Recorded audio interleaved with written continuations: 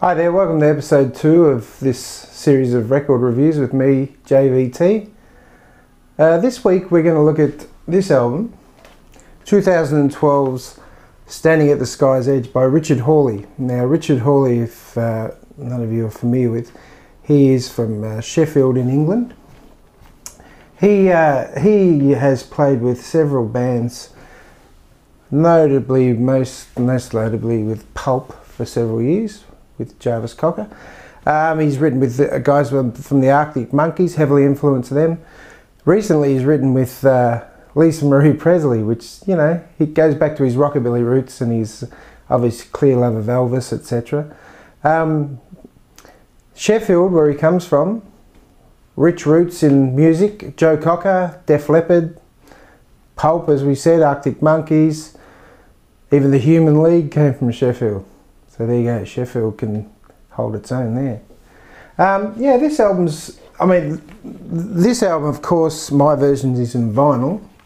This gatefold, classic, beautiful, and great artwork. Some of the best artwork I've seen for a long time. That's beautiful photography there. Some, as I've said in the past, come with a digital download. Now this one comes with a little mini-me version CD, so that's pretty cool.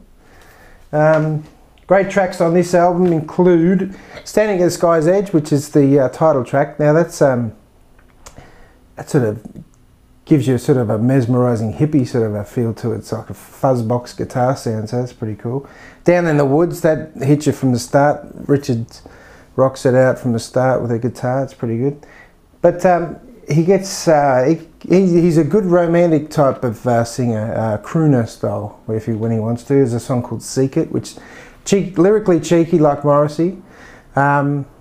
Richard actually tried out as a Morrissey guitarist many years ago, but the great Boz Bora got that gig and still plays with Morrissey today as his band leader and guitarist. Don't Stare at the Sun, a song my kids constantly sing, probably because I constantly play it, and that was part of which was the intro to this episode. It's a great song. So go out there and buy it. If you haven't got a record player, consider doing it, because most albums are coming out on vinyl these days, and it's a great way to listen to music. Now, gigs we've seen recently. We saw Living Colour at the Irving Plaza a couple of weeks back.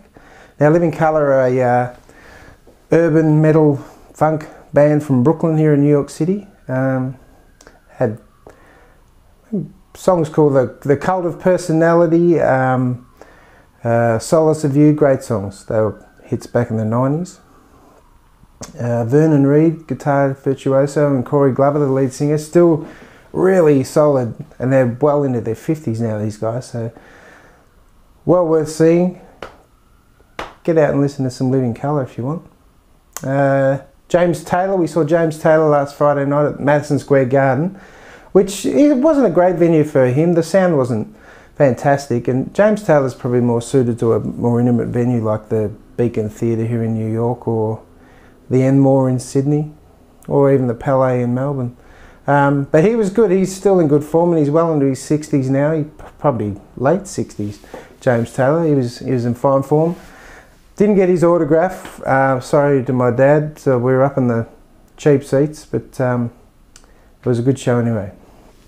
This weekend we're flying to London. We're going to see one of my favourite bands, the great Public Image Limited. We're seeing them at the O2, but not at the O2, the big O2. We're seeing them at Indigo at the O2, which is a small venue within that precinct, I suppose you call it. So that should be. I'm really excited to see. I haven't seen Pill since the since the late '80s. I saw them back to back when they were on the 9 tour. And John's just put his autobiography out called Anger is an Energy, a line from that great song Rise in the '80s. So yeah, that's very, very exciting indeed. So next time I'll have a review on that show and a new album for you. Until then, bye.